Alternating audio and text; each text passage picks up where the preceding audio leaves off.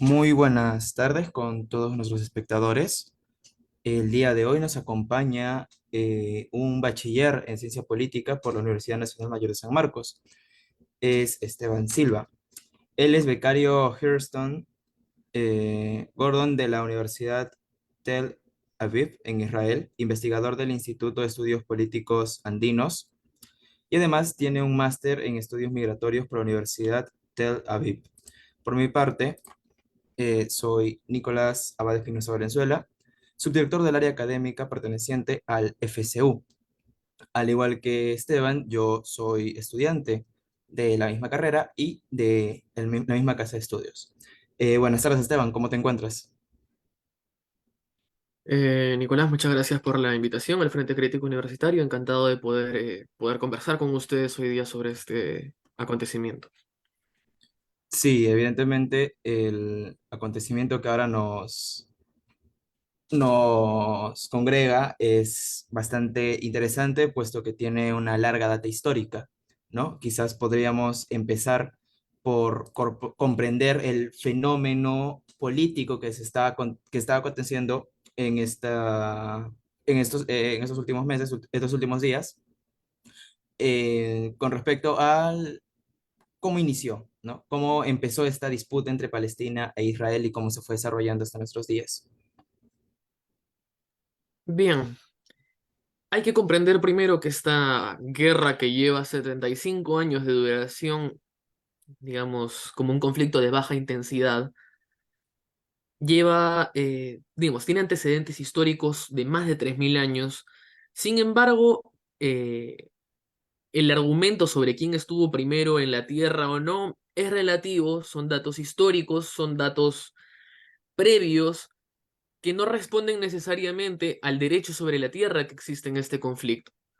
Concretamente, tras la Segunda Guerra Mundial eh, y tras la desintegración del protectorado británico que existía en los antiguos territorios del Imperio Otomano en el Medio Oriente, las Naciones Unidas votaron para la creación del Estado de Israel en 1948, proponiendo un plan de partición de la tierra entre el pueblo árabe, que en ese entonces no era llamado todavía palestino, y otro que era para la nación judía. Eh, Israel aceptó esta resolución, mientras que los países árabes, la Liga Árabe, liderada en ese entonces por países como Egipto y en el entonces Reino de Transjordania, rechazaron esta resolución y se abocaron a una guerra que perdieron, la Guerra de la Independencia de 1948, en la que además se produce uno de los fenómenos migratorios más importantes de la historia reciente, la Nakba. La Nakba, la palabra Nakba en árabe significa catástrofe y se refiere al destierro de más de casi medio millón de palestinos que tuvieron que salir de sus villas originales en territorio levantino, en territorio del Medio Oriente, hacia lo que en ese entonces era en Cisjordania, que en ese momento era territorio jordano, y hacia la Franja de Gaza, que en ese entonces quedó como territorio egipcio.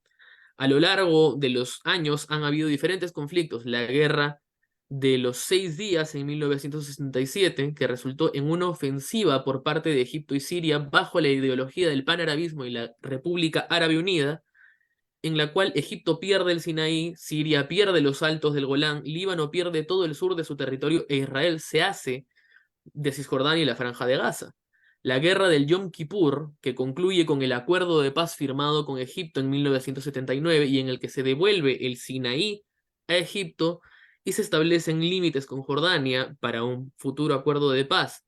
Las dos intifadas, que responden a ciclos de violencia mutua entre civiles palestinos e israelíes en 1987 y 2001, los frustrados acuerdos de paz firmados en Oslo en 1993 y 1995 entre Isaac Rabin, primer ministro israelí, y Yasser Arafat, presidente de Palestina, las guerras ocurridas en Gaza tras la ascensión al poder del grupo islámico extremista Hamas, y ahora este conflicto que viene escalando de forma impresionante. Hay que decir también que este conflicto tiene dos grandes dimensiones, una dimensión geopolítica por la ubicación estratégica de Israel en el mapa mundi y, digamos, toda la situación con respecto al choque de potencias en esta guerra proxy, y por otro lado, un componente religioso que si bien no es el fondo de la guerra, es un asunto importante para poder entender el choque entre estos dos pueblos.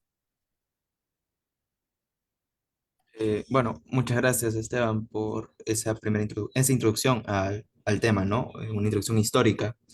Ahora, con respecto a resolver ciertas dudas hacia los espectadores, porque muchas veces hemos escuchado o hemos visto en redes comentarios del tipo, todos los palestinos son terroristas o Hamas es un brazo armado de Palestina o comentarios así o con respecto a Israel que, por ejemplo, han invadido Palestina, ¿no? Que ellos en realidad son invasores y Palestina tan solo se está protegiendo o echando a quienes invadieron su territorio, ¿no?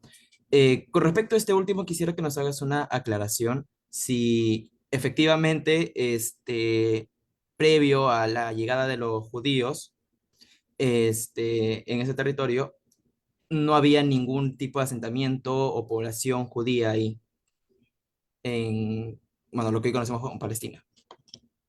Hay una serie de mentiras históricas o inexactitudes históricas que hay que aclarar previamente para mencionar el desarrollo de este conflicto. Las comunidades judías han vivido en la zona de Israel desde hace casi 5.000 años, 3.000 en realidad.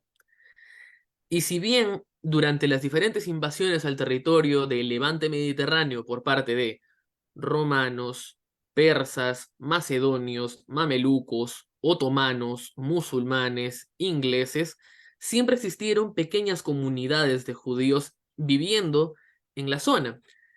Desde 1880, además, se promovieron las llamadas aliyás. La aliyá, que es palabra hebrea que significa retorno, las aliyás fueron las grandes olas de viajes de judíos de todo el mundo hacia el levante mediterráneo entre 1880 y 1935. Entonces, si bien no siempre fueron una presencia mayoritaria debido a las diferentes invasiones y contextos políticos religiosos en la zona, presencia judía ha habido siempre en el levante mediterráneo. Por parte de, el pueblo árabe posteriormente denominado palestino, eh, todo se remonta a la colonización por parte de los mamelucos, musulmanes de origen turco que posteriormente se hicieron de la zona, y al Imperio Otomano, en el que regían los muftíes, autoridades religiosas musulmanas en las diferentes subdivisiones del Levante Mediterráneo. También hay que mencionar aquí, y lo digo con respecto a otro argumento que mencionaste, que si bien Israel tiene asentamientos ilegales en la zona de Cisjordania que han sido reconocidos como ocupación por parte de Naciones Unidas, en la Franja de Gaza hubo una desmilitarización unilateral en el 2005. Israel retiró a todas sus tropas y todos sus asentamientos en la zona para promover el cumplimiento de los acuerdos de Oslo, es decir, en virtud de poder iniciar la creación de las áreas de seguridad con miras a la creación de un futuro Estado palestino. Entonces, continuando con las preguntas que habías mencionado y los contextos que describiste, después de esta desocupación de la Franja de Gaza, se dan elecciones parlamentarias en todo Palestina, en ambos territorios, en los que jamás obtiene una mayoría parlamentaria y se buscan anular estas elecciones por parte de la propia Autoridad Nacional Palestina. Esto conduce a una guerra civil dentro de la propia Palestina que concluye con la expulsión del gobierno palestino de la Franja de Gaza y la toma del poder por parte de Ismail Haniyeh, líder de Hamas que actualmente se encuentra en el exilio en Qatar. Hamas es una organización considerada terrorista tanto por la Unión Europea como por los Estados Unidos y otras potencias del mundo. Tienen una concepción religiosa del conflicto y en su carta fundacional llaman a la destrucción del Estado de Israel y la creación de una república islámica o emirato en la zona. Se rigen bajo la idea de que se debe imponer la Sharia, la ley islámica, y además el Salaf, que nos conduce a las coincidencias ideológicas entre Hamas y organizaciones como Al-Qaeda o ISIS.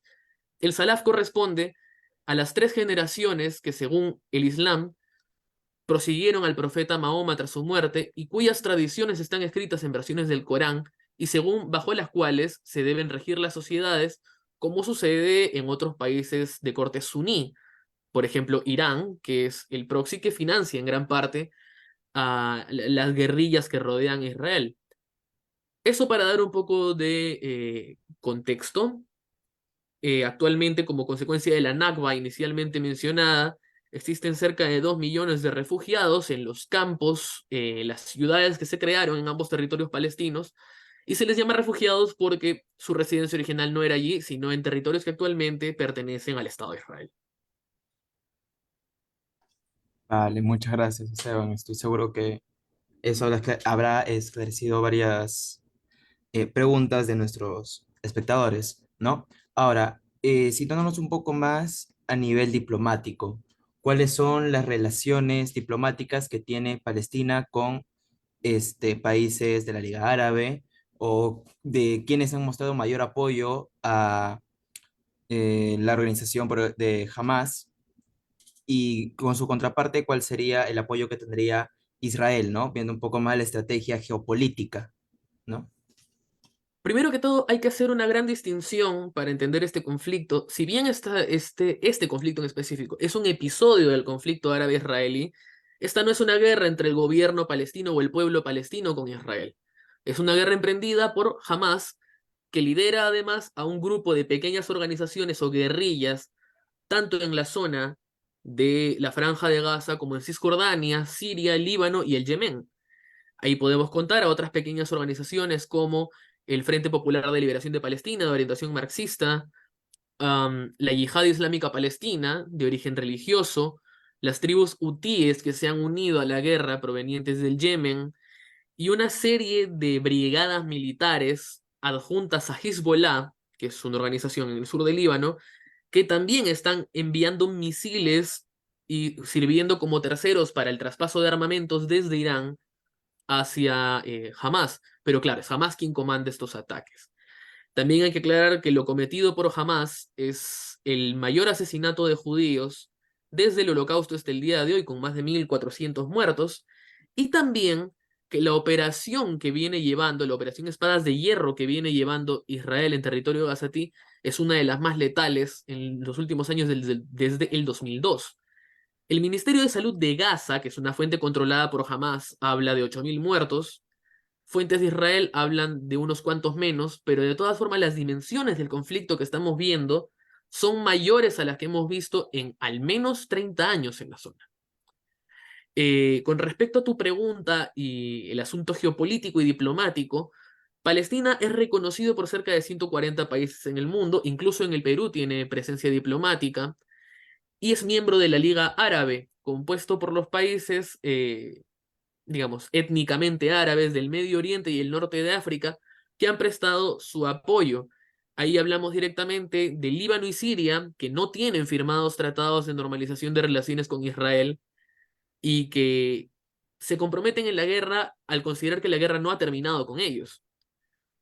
Existe la colaboración por parte de Irán, que si bien no pertenece propiamente a la Liga Árabe, es el proxy que financia a las guerrillas y tiene una coordinación permanente con los países de la Liga Árabe. Está el Yemen, que si bien su gobierno oficialmente no se ha pronunciado, ha permitido que los hutíes puedan lanzar misiles contra las ciudades del sur de Israel. Y en cuestión de apoyo diplomático, los países del norte de África, tales como Túnez, Argelia y Libia. En el medio, digamos, entre las relaciones diplomáticas entre Israel y Palestina, podemos encontrar algunos países como Qatar, que ha servido como mediador con respecto a la crisis de refugiados, que sin embargo no es considerado un mediador válido porque acoge a los líderes de Hamas como refugiados. Encontramos a Jordania, el reino hachemita, que está ubicada a la izquierda de Israel, que está participando como mediador por la crisis de refugiados y que tiene un tratado de paz con Israel por el cual sus límites están definidos. Y tenemos a Egipto, que es el país que controla el paso fronterizo de Rafah al sur de Gaza y que en repetidas ocasiones, tanto por motivos políticos como humanitarios, se ha negado a recibir refugiados de Gaza. Del otro lado, digamos, entendiendo a los aliados regionales e internacionales de Israel, encontramos dentro de la Liga Árabe a los Emiratos Árabes Unidos, que es, digamos, un punto estratégico de los Estados Unidos en el Golfo Pérsico por la tenencia del petróleo, y obviamente al país que ocupa la península arábiga, que es el Reino de Arabia Saudita, que ha ayudado a neutralizar misiles provenientes desde desde el Yemen hacia Israel, que posee armamento militar comprado desde Israel y que además tiene interés en firmar los acuerdos de Abraham, estos acuerdos de normalización de relaciones entre el mundo árabe e Israel emprendidos desde el 2020. Todo esto corresponde a un ajedrez diplomático con dos potencias de fondo, o incluso algunas más. Estados Unidos, que, digamos, provee los bonos de defensa hacia Israel y tiene el manejo estratégico de estos proxies en la zona, y del otro lado, Irán, que es quien financia militarmente, China, que ha movido sus fichas diplomáticas para buscar normalizar las relaciones en la zona entre Arabia e Irán, que son los dos hegemones, y Rusia, que por medio de su diplomacia y hasta cierto punto Turquía también, vienen contribuyendo al asunto palestino.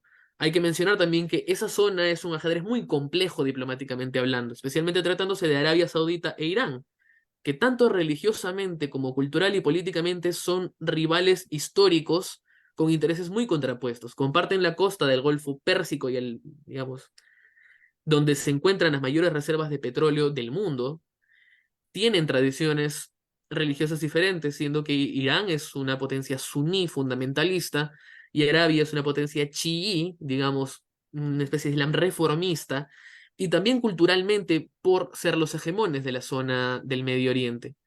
Entonces, entendiendo todo este enmarañado de relaciones dentro de la zona, también se puede comprender el porqué de los apoyos unificados frente a este conflicto. Bien, muchas gracias, Esteban. Y la siguiente pregunta, que creo que va relacionado con este último tema sobre las estrategias geopolíticas o las relaciones diplomáticas que pueden tener estos países, ¿no? Y es con respecto a una posibilidad de que este conflicto escale a nivel mundial, ¿no? El siempre temido, la llegada de la Tercera Guerra Mundial. ¿Consideras que esta es una posibilidad más o menos realista, un poco utópica? Hay ciertos factores que confluyen y permiten que se dé, y en caso se dé, ¿qué actores serían los principales, ¿no? Ya que ya no tenemos una Unión Soviética y Rusia no tiene tanto poder como otrora tuvo en el siglo XX. ¿Cuáles serían estos actores, ¿no? Bien, esto va a depender muchísimo del comportamiento de los actores en el conflicto. Si bien Estados Unidos preventivamente ha llevado fuerzas militares a sus puntos estratégicos tanto en Israel como en alrededores, e Irán viene financiando y entregando armas a guerrillas alrededor de Israel, no ha habido hasta el momento un enfrentamiento directo entre estas dos potencias. Y hablando del tema del comportamiento de los actores, también depende mucho de que otros actores extranacionales se metan en el asunto. Por el momento, los portavoces del grupo Hezbollah, el grupo salafista ubicado al sur del Líbano, han anunciado, para decepción de algunos en la zona, que el conflicto no tiene dimensiones árabes, sino únicamente palestinas. Es decir, es muy probable que Irán no arriesgue el armamento militar y el ejército que posee Hezbollah, que es más poderoso, para salvar a Hamas de lo que ha venido sucediendo en el sur de Israel.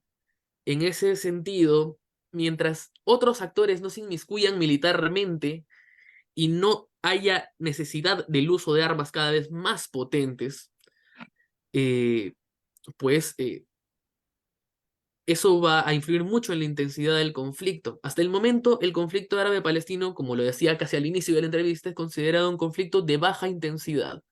Es decir, un conflicto que no está permanentemente en fuego, pero que, digamos, permanece a lo largo del tiempo con ciertas escaladas de violencia, pero más bien con una situación, digamos, permanente, duradera, de choque entre estas dos entidades políticas. También hay que mencionar aquí el tema de la posesión de armas nucleares y la responsabilidad de los países sobre ellas. Israel, en primer punto, ha sido acusado de utilizar fósforo blanco contra población gazatí, siendo que el fósforo blanco, si bien no está prohibido, no se autoriza su uso frente a poblaciones civiles, siendo que frente a la estructura construida por Hamas debajo de la franja de Gaza, es muy difícil distinguir entre las poblaciones hasta que no haya habido una intervención por tierra que intervenga esa infraestructura. Por su parte, tanto Irán como Israel niegan permanentemente ser poseedores de uranio, un metal que es necesario para la elaboración de armas nucleares. Por lo pronto, ninguno de los dos países es miembro de la OPAC, la Organización de las Armas Químicas, y entonces no tiene una responsabilidad internacional para responder en caso de que armas nucleares sean utilizadas en esta guerra. Israel tampoco es un firmante del Protocolo de Roma, el Estatuto de Roma, y entonces no tiene una responsabilidad para responder con respecto a la proporcionalidad de la respuesta militar. Eh, entonces depende mucho de la intensidad de la intervención de los actores y de la intervención de otros actores en el conflicto que esta guerra escale a nivel regional o mundial. Por el momento, los incidentes militares, los enfrentamientos militares solamente se han llevado a cabo en territorio israelí y palestino.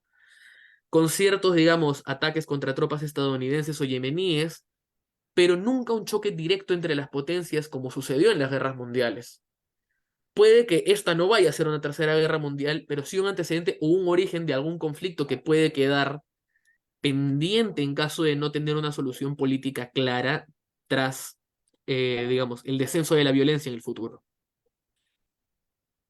Bien, Esteban, con lo último que mencionaste, puedo interpretar que más allá de que esta situación pueda generar o desembocar en una tercera guerra mundial, sí sería un atenuante si es que en el futuro este ocurre, que será estudiado por historiadores que mencionarán este conflicto como un ingrediente más para que haya desembocado este, un futuro, un hipotético tercera guerra mundial, ¿no?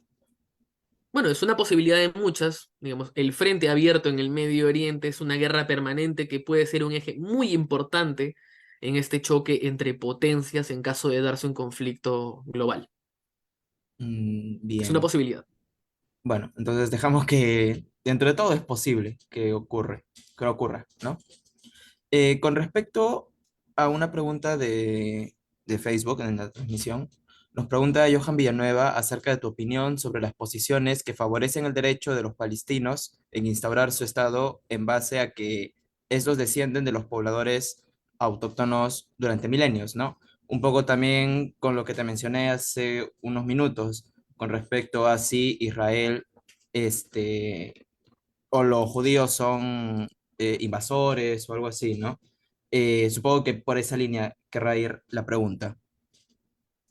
Bien, al inicio de la entrevista mencioné el asunto, que yo pensaba que el asunto, digamos, de quién estuvo primero en la Tierra o quiénes son descendientes de quién, no me parece un argumento tan válido desde digamos, el derecho internacional para determinar quién tiene el derecho sobre la Tierra.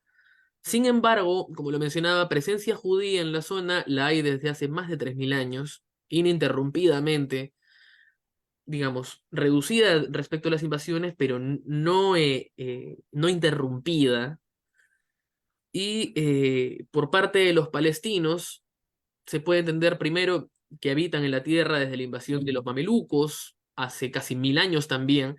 Y entonces es difícil determinar de quién es la tierra, porque el argumento religioso, que si la Torá o si el Corán hablan de la tierra, no pueden ser fuente de derecho internacional para decidir sobre el asunto. Sin embargo, los esfuerzos de Naciones Unidas y del sistema internacional por la creación de un Estado palestino en las zonas divididas en el Acuerdo de 1948 responden a esa necesidad poblacional, a una situación de conflicto que existe en la zona entre estos dos pueblos, y a la dificultad de mantenerlos ambos en un solo estado. Hay una mentira histórica que hay que destrabar, y es esta idea de que antes de la creación del Estado de Israel, judíos y árabes vivían en paz, porque eso no es cierto. Desde la llegada de migrantes judíos a la zona del Levante Mediterráneo hubieron pogromos. Habría que ver el pogromo de Hebrón de 1929, donde muchos judíos fueron quemados vivos y su ciudad destruida. Habría que ver las persecuciones ocurridas entre 1933 hasta 1936, cuando estalla una guerra en la zona contra los británicos. De la misma forma, la creación de las guerrillas judías, el Irgun y el Etzel, que posteriormente se juntan para formar el ejército de Israel y que eran la respuesta violenta a la ocupación británica de la zona y que posteriormente serían responsables de la Nakba. Entonces, la idea sobre quién debe ser el dueño de la tierra o si se deben crear dos estados, es un debate sin fin, porque los argumentos pueden ser étnicos, pueden ser religiosos, pueden ser políticos, pero al fin y al cabo, la decisión política y al parecer el consenso de la comunidad internacional es la creación de lo que se llama dos estados para dos pueblos, en los que debe existir una relación de confianza para evitar problemas de seguridad y se garanticen los derechos de las personas que viven en ambos lados. Ahora, para un proceso de paz llevadero, tiene que existir una verdad única reconocida por ambos lados del conflicto, en cuestión de crímenes, en cuestión de responsabilidades y también en cuestión de futuro. Esto, lamentablemente, no es posible con actores que no desean hablar de paz. Y en ese sentido, jamás no es un actor que desea hablar de paz ni está dispuesto a renunciar a la clama de, de instaurar una república islámica en los actuales territorios de Israel. Entonces, el argumento étnico-religioso es difuso, no es exacto. Y es imposible determinar si es exacto o no que por la sangre alguien deba tener derecho sobre la tierra. Sí es importante que por derecho internacional y por cuestión humanitaria, en la zona se garantice que todos los ciudadanos tengan, digamos, el acceso a una nacionalidad y a su libertad individual. Bien, justamente con esa pregunta también respondiste otra que hizo la misma persona, que era si veías posible una instauración de dos estados, ¿no? Pero bueno, ya quedó claro que mientras que no haya un consenso entre los dos, Sin este, em- sí, Discúlpame, pues Nicolás. sí, pues, Solamente no, para, sí. justo para aclarar esto último que has dicho, en este momento es muy probable que al final del conflicto, y si es que la posición israelí ganase este conflicto o tuviera una posición de superioridad, se empieza a conversar una eventual negociación de dos estados.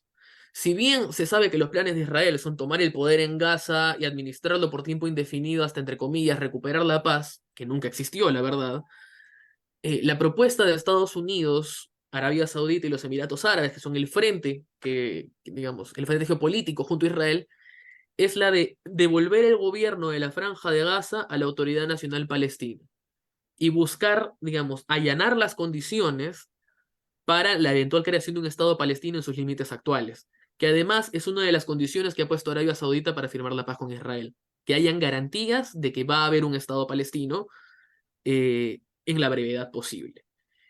Conviene a todos los actores, además, por la inestabilidad política que se genera en la región a través del conflicto. Mi visión actual es esa, que es muy posible que al término del conflicto, y si es que la posición israelí logra ganar el conflicto, logra superar el conflicto, hayan conversaciones casi inmediatas para el establecimiento de un Estado palestino. Bien, dentro de todo sigues teniendo una visión un poco optimista acerca de la situación, ¿no? A pesar de que, bueno, Hamas e Israel hayan tenido estas confrontaciones o haya habido esta cantidad de víctimas civiles, todavía ves la posibilidad que en un futuro se pueda establecer dos estados y que puedan tener unas relaciones diplomáticas llevaderas, ¿no? Ahora, saliéndonos un poco del ámbito de las relaciones internacionales y la geopolítica, Dante Olivera nos hace una pregunta acerca de ciertas contradicciones que hay, tanto por las narrativas o el mensaje que dan los liberales y conservadores en Estados Unidos al apoyar intervención militar en otros países, en Medio Oriente principalmente, con el discurso de la libertad, ¿no? Entonces ahí llega la contradicción de, bueno, quieres libertad o dices apoyar la libertad, pero igual envías tus tropas a otros territorios que en realidad no te correspondería, ¿no?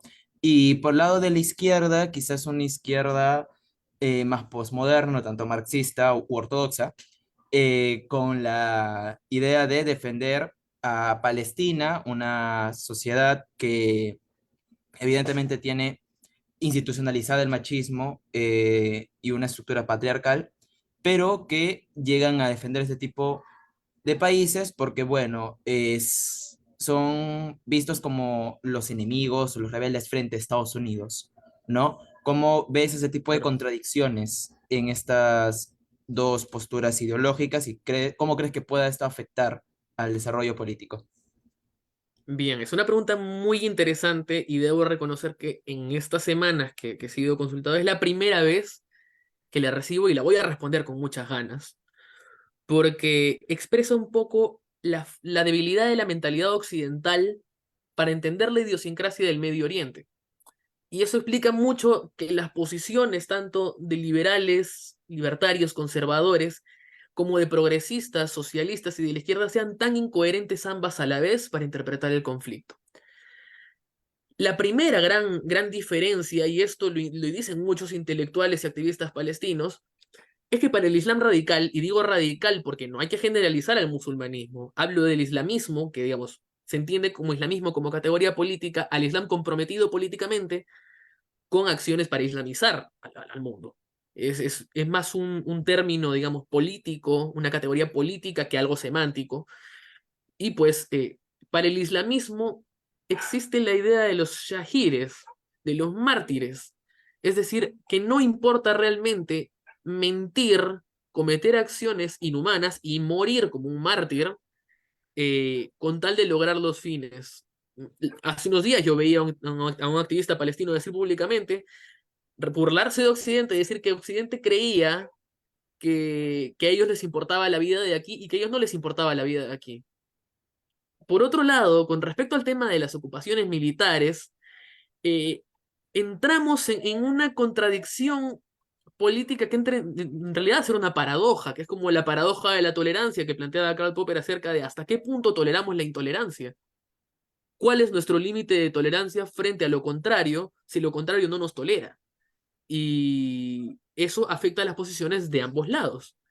Yo debo decir, por ejemplo, desde la izquierda política a nivel mundial ha existido un apoyo al conflicto palestino sin entender que en este conflicto quien está llevando a cabo la guerra no es el Estado palestino, es una guerrilla que además se considera antioccidente, antisocialista, anticapitalista, sino islamista, salafista y de corte obviamente radical, fundamentalista. Entonces, muchas organizaciones ciegamente han seguido las convocatorias de Hamas a las llamadas jornadas de rabia y han llenado ciudades en América y en Europa, clamando por la libertad de Palestina, cuando en realidad esta guerra mucho no tiene que ver con eso. Incluso en España, y esto me parece muy curioso, lo digo muy personalmente, hay quienes claman por una Palestina laica, libre y socialista, siendo que bajo el mando de Hamas, Palestina nunca va a ser ni laica, ni libre, ni socialista. Es imposible que sea laica bajo un grupo fundamentalista, es imposible que sea socialista bajo un régimen islámico y libre mucho menos, precisamente por lo que has mencionado. La idea de implantar, como existe en Irán, una policía de la moral que es capaz de apedrearte por no tener bien puesto un velo, que digamos, regula qué es lo que es haram, permitido, y halal, no permitido y que controla la vida social de las personas en base al Corán, que atenta contra la libertad religiosa de muchísimos cristianos palestinos que viven tanto en Gaza como en Cisjordania. Por parte del otro lado, digamos, de liberales y conservadores, como se mencionaba, el tema es que muchos que consideran que la libertad individual es lo más importante, hoy claman porque Gaza sea convertida en una playa de estacionamiento o que se apliquen invasiones contra países que nada tienen que ver en la guerra y que son propias todas reacciones exacerbadas de un conflicto intergrupal.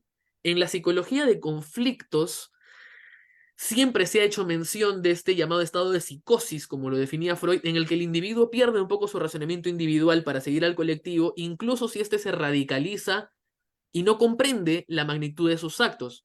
Sucedió en el Holocausto, cuando los mensajes de una personalidad psicopática como la de Adolf Hitler lograron gobernar Alemania y cometer un genocidio sin dimensiones conocidas contra el pueblo judío.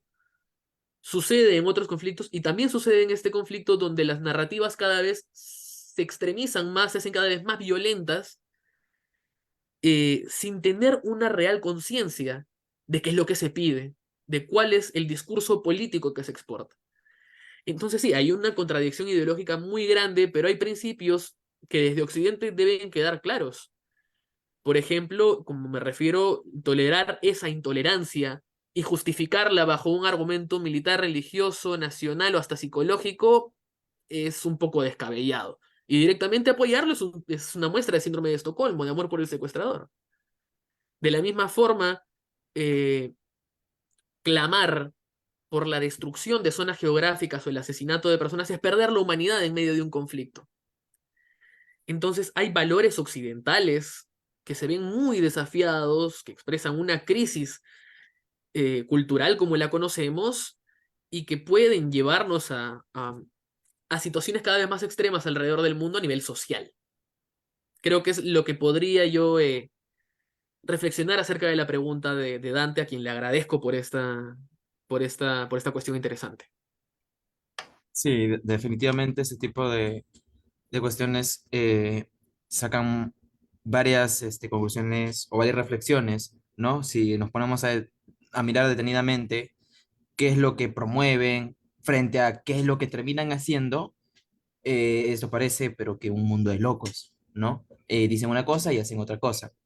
Esas contradicciones, que si bien no son tan solo de estos espectros políticos, cada quien tiene sus propias contradicciones, este, dan para debatir, ¿no? Incluso Harari, en su libro 21 lecciones, mencionaría que esto en realidad significa que si bien Occidente no está perfeccionado al 100%, significa que está yendo por buen camino en el sentido de que en base a estas contradicciones va a poder entender mejor a qué es lo que quiere apuntar, qué es lo que quiere hacer, ¿no?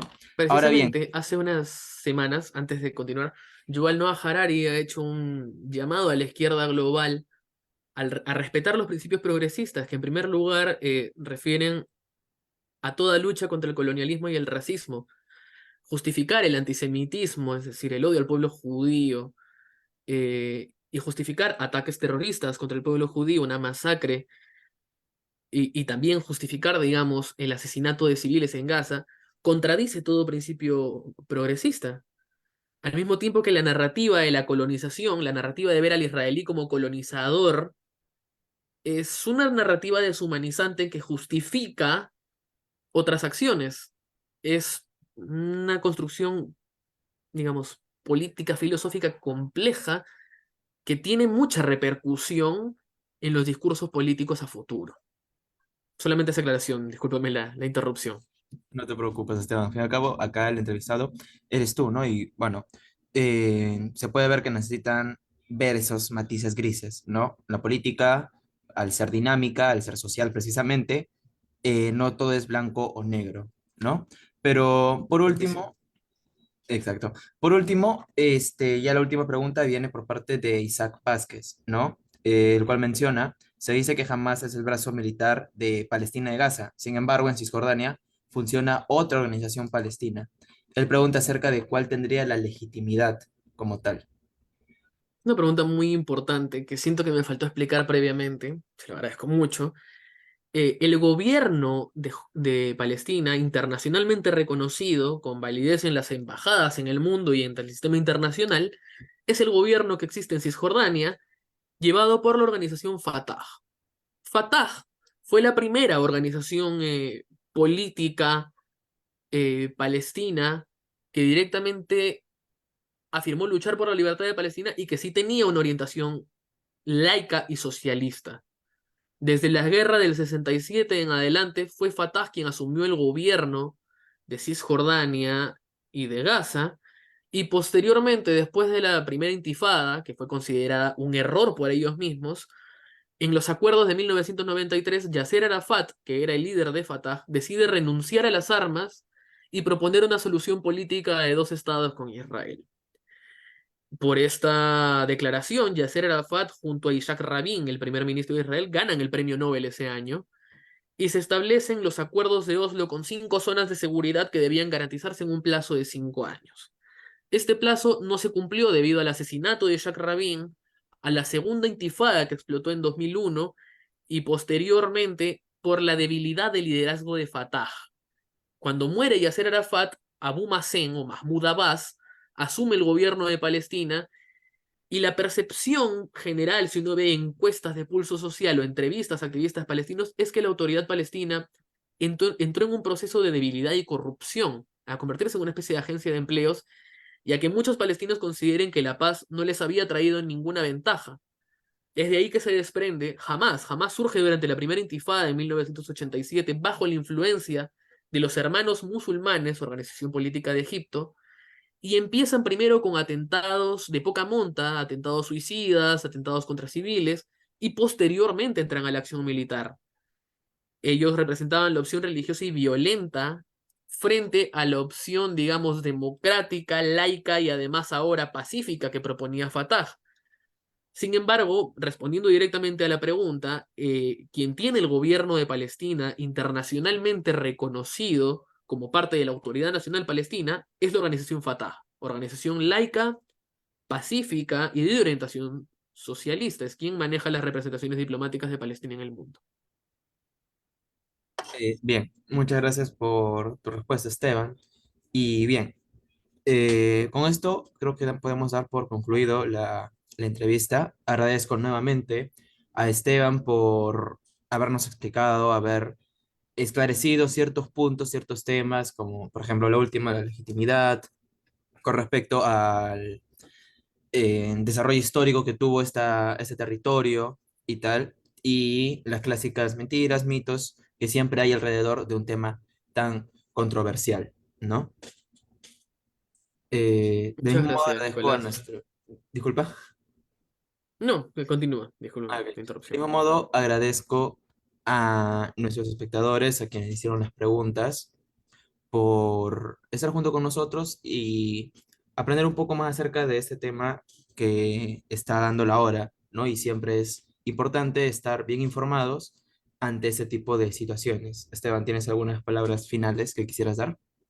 Sí, agradecer al Frente Crítico Universitario por la invitación, a ti, Nicolás, por la entrevista y pues eh, convencido de que el apoyo a estos espacios estudiantiles de discusión política, teórica, filosófica es necesario para el crecimiento de la comunidad académica. Es importante además informarse e informarse bien para poder emitir opiniones en esta época en la que una guerra de información también se viene librando.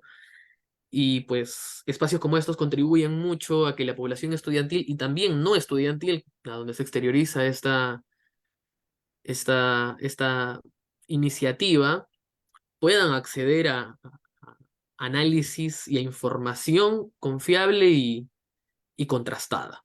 Creo que es importantísimo saberlo ahora en este contexto en el que las redes explotan de ideas.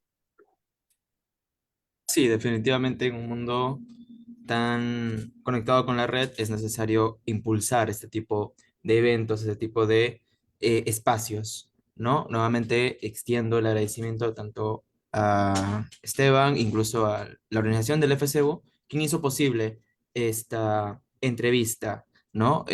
Por mi parte, Nicolás Espinosa. Si conmigo será en otra oportunidad. Muchas gracias a todos los presentes, nuevamente gracias Esteban y buenas tardes.